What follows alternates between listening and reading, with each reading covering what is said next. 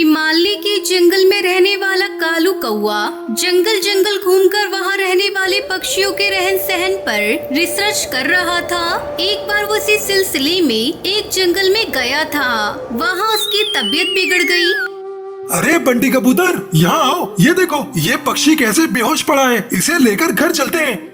हाँ हाँ टुल्लू भाई, आप सही कह रहे हैं। पहले इसकी जान बचाना बहुत जरूरी है।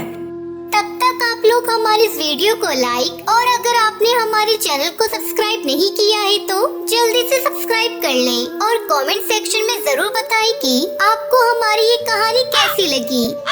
टुन्नू चिड़ा कालू कौवे को लेकर अपने घोंसले में आता है। वहाँ उसकी बेटी टुनटुनी चिड़िया ये सब देखती है और अपने पिताजी से कहती है, अरे बापू, ये क्या हुआ? कौन है ये? अरे टुनटुनी बिटिया, हमें भी इसके बारे में कुछ नहीं पता। जंगल में बेहोश पड़ा था। जा जल्दी से इसके लिए जड़ी बूटी का काढ़ा बनाकर ला। अभी इसकी जान बचानी बहुत जरूरी है। जल्दी से टुनटुनी चिड़िया काढ़ा बनाकर लाती है। ये लो बापू, मैं काढ़ा बनाकर ले आई। ला दे बिटिया काढ़ा। इसे काढ़ा पीने से बहुत आराम मिलेगा।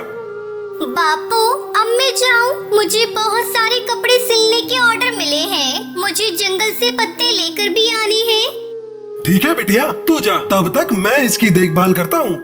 टुनटुनी चिड़िया अपने जंगल के पक्षियों के लिए पत्तों के सुंदर सुंदर कपड़े सीलती है। कालू कुछ दिन में ही ठीक हो जाता है। टुनटुनी चिड़िया उसकी खूब सेवा करती है। धीरे धीरे टुनटुनी और कालू एक दूसरे को पसंद करने लगते हैं। टुनटुनी बिटिया, मैं देख रहा हूँ तू कालू को पसंद करने लगी है। मैं कालू से बात करता हूँ तेरी शादी के बारे में। उसके बाद टुन्नू चिड़ा कालू कौवे से शादी की बात करता है और कालू कौवा शादी के लिए हामी भर देता है। फिर दोनों की शादी धूमधाम से हो जाती है। कालू कौवा टुनटुनी चिड़िया को लेकर अपने घर आता है। माँ, ये वही चिड़िया है जिसने मेरी जान बचाई थी और अब ये आपकी बहू है क्योंकि मैंने इससे शादी कर ली है। कालू की माँ सुंदरी कौवी ने अपने बेटे से कहा, बेटा, तेरी पसंद ही मेरी पसंद है। जा ले जा बहू को घोंसले में। थक गई होगी, तुम दोनों आराम करो। मैं तुम लोगों के लिए भोजन लेकर आती हूँ। समय बीतने लगता है। अब घर में 2 से 3 सदस्य हो गए। एक दिन कालू नौकरी के लिए शहर के जंगल जाता है। तभी रास्ते में उस पर बिल्लू बिल्ला हमला कर देता है। वो घायल हो जाता है। घायल होने की वजह से वो उड़ नहीं पाता। टुनटुनी, मैं तो बेकार हो गया। अब घर कैसे चलेगा? मेरी तो कुछ समझ में नहीं आ रहा है। अपनी बेटी अब बड़ी हो रही है, उसका भी खर्चा है। हम इसकी जरूरत को कैसे पूरा करेंगे? आप फिक्र मत करिए जी, ऊपर वाला जरूर कोई रास्ता दिखाएगा। ऐसे ही समय गुजरने लगता है। तभी एक दिन टुनटुनी अपनी सास से कहती है, माँ जी, मैं अपने मायके में पत्ते से सुंदर सुंदर ड्रेस सिला करती थी और उसे बेचती थी। मैं सोच रही हूँ जब तक कालू जी ठीक नहीं हो जाते तब तक मैं पत्तों से ड्रेस सिलकर पैसे कमाऊँ। घर में पैसे आएंगे तो घर चलाने में आसानी होगी। घर में आपकी जो सिलाई मशीन पड़ी हुई है, मुझे उसे देखकर ही कपड़े सिलने का आइडिया आया। हाँ बहू, सिलाई मशीन बिल्कुल ठीक है और तूने तो बहुत अच्छी बात सोची है। बहू, इस काम को करने में पैसे भी नहीं लगेंगे और कमाई भी अच्छी होगी। अगले दिन सुबह सुबह टुनटुनी चिड़िया जंगल से ढेर सारे छोटे बड़े पत्ते तोड़कर घर लाती है और उससे सुंदर ड्रेस सीलती है। जब उसे सुंदरी कौवी देखती है तो उसकी आंखें फटी की फटी रह जाती है। अरे बहू, ये तुमने बहुत ही सुंदर सुंदर ड्रेस बनाए हैं। जंगल के पक्षियों को बहुत पसंद आएंगे। हाँ माँ जी, अब मैं इसे बाजार में बेचने जाती हूँ। अब टुनटुनी चिड़िया अपने सिले हुए सारे पत्तों के ड्रेस को ले जाकर बाजार में जंगल के किनारे रखकर बेचना शुरू कर देती है। आ गई, आपकी जंगल में नई प्रकार की ड्रेस बिकने को आ गई। आइए आइए और पत्तों से बनी सुंदर सुंदर ड्रेस खरीदिए।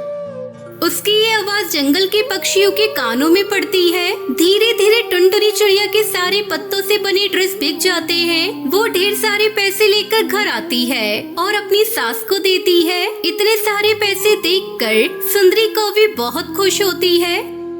बहू, तूने अपनी मेहनत से सब कुछ ठीक कर दिया और ये पैसे तेरी मेहनत के हैं। इसे तू ही रख। जब कालू ठीक हो जाएगा तो तुम दोनों एक साथ काम करना। ऐसा करने से तुम्हारा काम और अच्छा हो जाएगा। कुछ दिन बाद कालू कौवा भी ठीक हो जाता है और वो टुनटुनी चिड़िया के काम में हाथ बटाने लगता है। टुनटुनी, तेरा बहुत बहुत शुक्रिया जो मुसीबत में तूने मेरा साथ दिया। ये तो मेरा फर्ज था जी। आखिर आपकी मुसीबत में आपकी पत्नी काम नहीं आएगी तो कौन आएगा। इस तरह पत्तों की बनी ड्रेस बेचकर टुनटुनी चिड़िया पूरे परिवार के साथ खुशी खुशी रहने लगती है।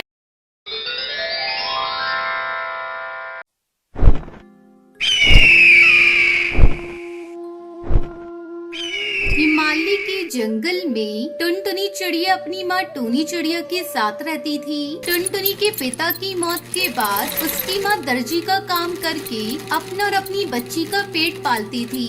एक दिन टूनी चिड़िया घर के कामों में व्यस्त थी, तभी टुनटुनी चिड़िया मौका पाकर कपड़े सिलने लगी। सिलाई मशीन की आवाज सुनकर टूनी चिड़िया दौड़ती हुई वहाँ आती है। अरे ओ टुनटुनी बेटा, तू ये क्या कर रही है? मशीन की सुई लग जाएगी बेटा, तुझे बहुत दर्द होगा। चल सिलाई मशीन को छोड़ और घर के काम में मेरा हाथ बटा। माँ, मुझे मशीन चलाने में बहुत मजा आ रहा है। माँ, तुम मेरा दाखिला मीठी काकी की सिलाई सेंटर में करवा दो ना। मैं भी कपड़े सिलूंगी और आपकी सहायता करूंगी। तब तक आप लोग कमेंट पे बताएं 79 डिवाइडेड बाय 4 कितने होते हैं। अरे पगली, अभी तेरी पढ़ाई करने की उम्र है। तू क्यों सिलाई के झंझट में पड़ती है? मैं हूँ ना, मैं सब कर लूंगी। बस तू पढ़ाई कर, मैं तुझे पढ़ा लिखा कर अफसर बनाऊंगी। तुझे तो पता है तेरे बाबा भी यही चाहते थे। माँ, मेरी प्यारी माँ, मैं पढ़ाई भी करूंगी और सिलाई भी सीखूंगी। आप करा दो ना दाखिला सिलाई सेंटर में। अच्छा ठीक है, तेरी यही इच्छा है तो मैं आज ही तेरा दाखिला सिलाई सेंटर में करवा दूंगी। उस दिन से टुनटुनी दर्जी का काम सीखने लगी। समय गुजरने लगा, टुनटुनी की ट्रेनिंग पूरी हो गई और वो अपनी माँ के साथ सिलाई का काम करने लगी। घर में अच्छे खासे पैसे आने लगे। एक दिन टुनटुनी के मामा कड़कनाथ उसके घर आते हैं।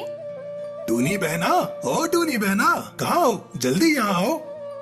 अरे मामा जी, आप आइए बैठिए। माँ पड़ोस में गई है, अभी आती ही होंगी। मैं आपको चाय बनाकर पिलाती हूँ। टुनटुनी चिड़िया चाय बनाने चली जाती है, तभी टूनी आती है। अरे आप धन्य हो भाग मेरे, कई दिनों से आपको याद कर रही थी। अच्छा लगा तुम आ गए भैया। बहना, मैं टुनटुनी के लिए रिश्ता लेकर आया हूँ। खाते पीते परिवार का पक्षी है। अपनी टुनटुनी बहुत खुश रहेगी। वो कबूतर भी लाखों में एक है और नेक। तू बस आँख मीच कर शादी कर दे। इस तरह टुनटुनी की शादी जल्दी ही बंटी कबूतर से हो जाती है। टुनटुनी अपने ससुराल में बहुत खुश थी, लेकिन उसकी ये खुशी ज्यादा दिनों तक नहीं रह सकी। अचानक बंटी कबूतर के काम करते समय मशीन का केमिकल उसकी आंखों पर चला जाता है, जिसकी वजह से उसकी आंखें चली जाती है। टुनटुनी, पता नहीं कैसे मेरी आंखों में केमिकल आ गया। अब मैं कैसे घर चला पाऊंगा? मैं तो एकदम से अपाहिज सा हो गया। मैं अब कैसे तेरा और अपने बच्चों का मुंह देखूंगा? शुक्र मनाओ जी, ये केमिकल पूरा आपके ऊपर नहीं गिरा, नहीं तो बहुत मुसीबत हो जाती। बंटी कबूतर का काम छूट गया और घर में पैसे आने बंद हो गए। माँ जी, बंटी जी का काम छूट गया, अब घर का खर्च कैसे चलेगा? इनकी दवाइयाँ भी बहुत महंगी है। मैंने अपने मायके में दर्जी का काम किया हुआ है। आप कहीं तो मैं आस पड़ोस के कपड़े सीकर पैसे कमाना चाहती हूँ। ये तो बहुत अच्छी बात है बहू, तुम्हारी सिलाई मशीन भी जंग खा रही है। ऐसा करती हूँ, मैं अभी हरी तोती के घर जाकर उसको बता देती हूँ। तब तक तू मशीन की सफाई कर ले। इतना कहकर बबली कबूतरी हरी काकी को बताने उसके घर चली जाती है। अरे हरी काकी, मेरी बहू ने कपड़े सिलने का काम शुरू कर दिया है। तू अपने कपड़े मेरी बहू से सिलवा लियो। ये भी कोई कहने वाली बात है बबली, मैं अपने सारे कपड़े टुनटुनी से ही सिलवाऊंगी। अगले दिन से टुनटुनी चिड़िया कपड़े सिलकर पैसे कमाने लगती है और घर का गुजारा करती है। टुनटुनी चिड़िया दिन रात सिलाई करती और सारे जंगल के पक्षी टुनटुनी से ही अपने कपड़े सिलवाते। टुनटुनी, तू बहुत अच्छी है। तूने सब कुछ संभाल लिया है, लेकिन तू रात को सिलाई मत किया कर, वरना तू बीमार हो जाएगी। बंटी जी, मुझे आपकी आंखों का भी ऑपरेशन कराना है। हम शहर जाकर आपकी आंखें ठीक करा लेंगे। इस तरह टुनटुनी चिड़िया दिन रात मेहनत करती और सिलाई के बचे पैसों से उसने बंटी की आंखों को भी ठीक करा दिया। बहू, तू मेरे घर की लक्ष्मी है, मुझे तुझ पर बहुत गर्व है। इस तरह टुनटुनी दर्जी का काम करके पूरे परिवार को संभाल लेती है और खुशी खुशी रहने लगती है।